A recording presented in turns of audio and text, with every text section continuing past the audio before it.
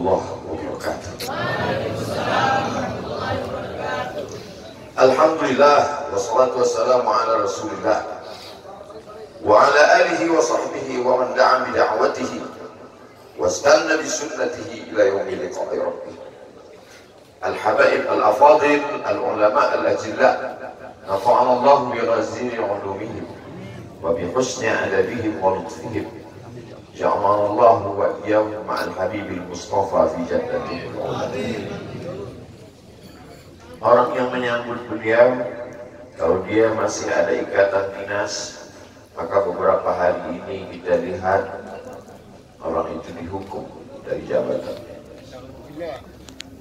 Orang yang mengupdate status, kalau menulis nama beliau, maka Instagramnya akan diblokir. Hanya menulis namanya saja, maka Facebooknya akan ditutup. Orang menjadi takut untuk menjenguk beliau, kecuali orang-orang yang takutnya sudah dihabiskan hanya untuk Allah. Apa dosanya? Apa salahnya? Berapa triliun negeri ini pernah dirugikannya? Berapa sumber daya alam, minyak, batu bara, nikel, uranium yang pernah dijualnya ke luar negeri? Berapa BUMN perusahaan yang pernah dijualnya aset-aset negara? Ada yang pernah dia jual? Dia hanya mengajak anak muda yang selama ini pecandu narkoba menjadi bertobat kepada Allah. Dia hanya membangkitkan semangat anak muda yang selama ini berzina menjadi orang-orang yang takut kepada Allah. Dia hanya mengajak mereka yang memakai baju hitam, pakaian hitam, berubah menjadi pakaian putih. Mereka berusaha untuk memutihkan catatan amal baik mereka di hadapan Allah.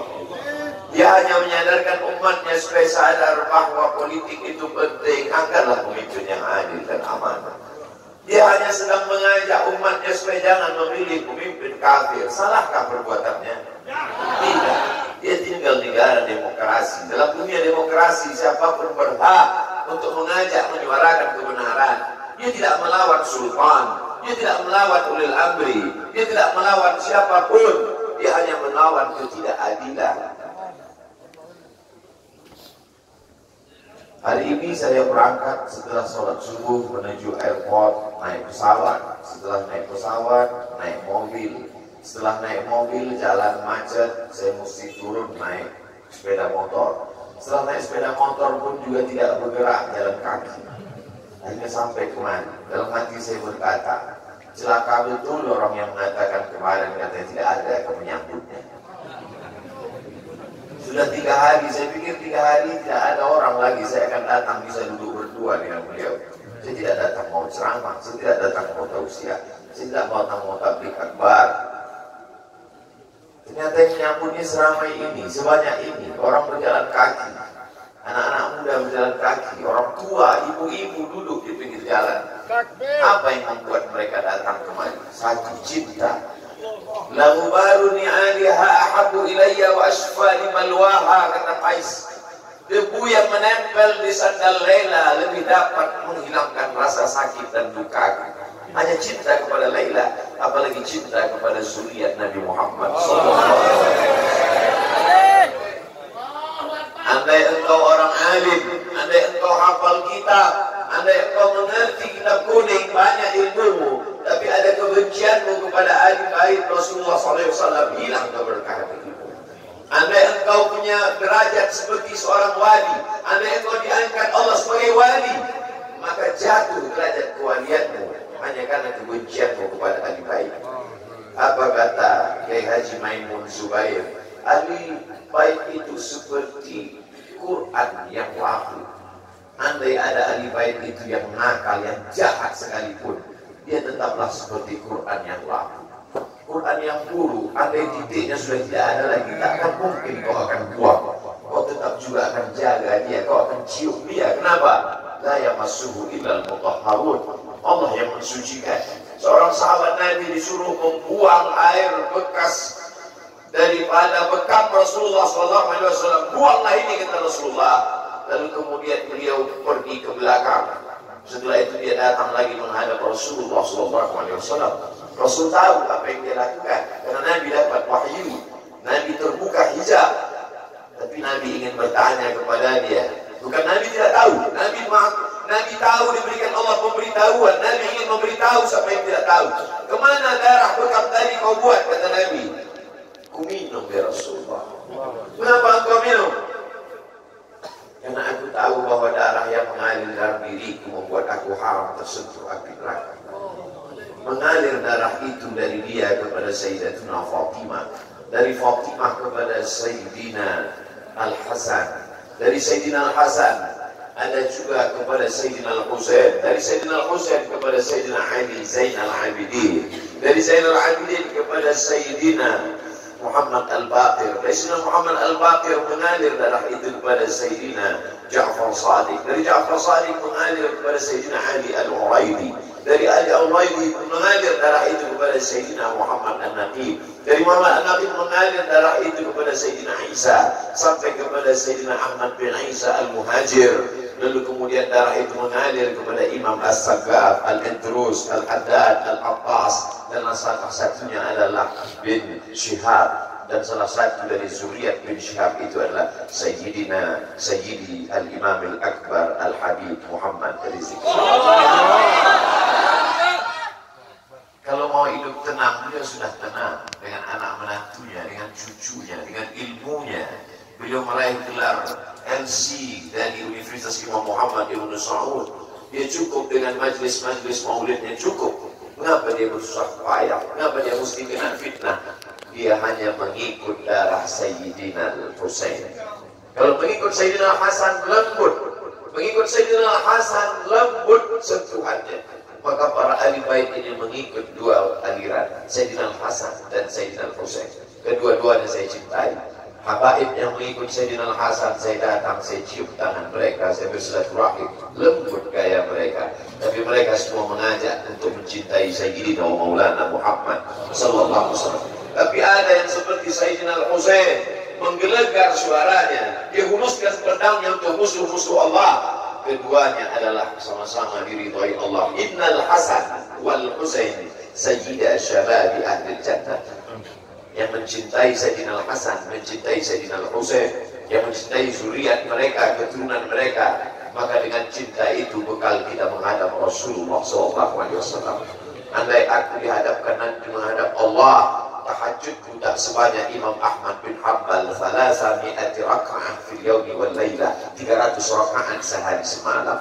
Andai aku dihadapkan kepada Rasulullah SAW, maka jihadku tidak sebanyak Sayyidina Khalid bin Walid. Setiap jengkal kulitnya, setiap tetes darahnya tak lepas daripada tebasan tombak, anak panah dan pedang.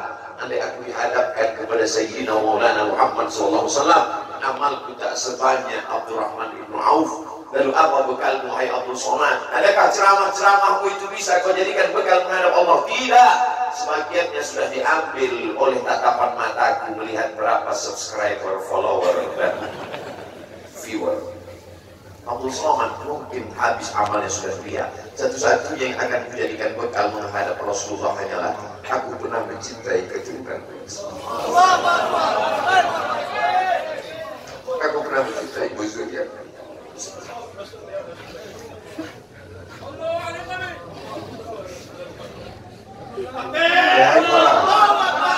Wahai para pelaku pembuat dosa, wahai para pezina, wahai para peminum khamar yang belum bertaubat, kalau kalian belum sanggup untuk berbuat baik, kalau kalian belum mampu untuk beramal saleh, paling tidak jangan kalian cakiti zuriat Yusuf.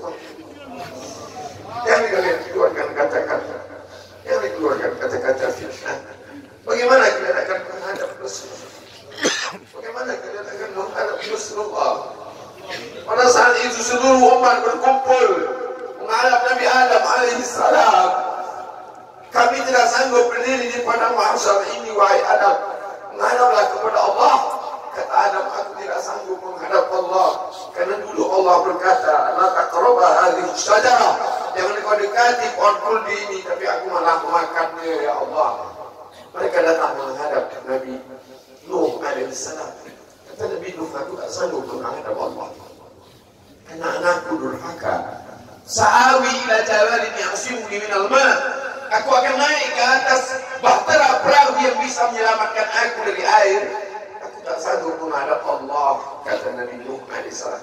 Mereka menghadap kepada Nabi Musa, aku tak mampu, kata Nabi Musa. Mereka menghadap kepada Nabi Isa, aku pun malu kepada Allah, karena aku mereka jadikan sembahan di atas muka bumi Allah. Mereka hanya mampu menghadap Sayyidina Maulana Muhammad SAW. Wahai para peminum khamar, wahai para pezina, wahai para pelaku dosa, kalau kalian belum mampu beramal soleh, belum mampu bertobat, paling tidak jangan kalian zina zuriat Rasulullah SAW. Bagaimana kalian akan menghadap Rasulullah? Pada saat itu tak ada syafaat. Man dzalladzi yashfa'u 'indahu illa bi'idhnih. Tak ada satu pun yang bisa memberikan syafaat kecuali Sayyidina wa Maulana Muhammad sallallahu alaihi wasallam. Wahai para pemimpin yang hari ini kau dititipkan amanah kekuasaan. Beberapa hari ini kau lihat apa yang dilakukan orang pada Donald Trump. Kurang hebat apa lagi Trump? Negara adidaya, kekuasaan, kaya raya. Tapi ketika kekuasaan itu diambil oleh Joe Biden, kita pun malu melihat video ejekan-ejekan itu. Kalau hari ini kau punya kekuasaan, saudara, sampai masanya kau juga akan mengalami seperti yang dialami oleh Trump. Jabatan itu cabut Allah Ta'ala. Saya masih melihat video bagaimana Bapak Susilo Bambang Yudhoyono sampai ke Pekanbaru beberapa tahun yang lalu. Di depan balihonya disobek.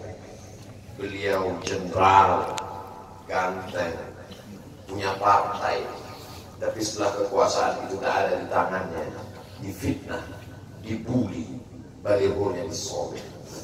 Bagaimana agaknya ketika tiga hal itu tak ada pada diri kita. Tidak jenderal, tidak ganteng, dan tak pula punya partai. Fakta biru ya Allah besar.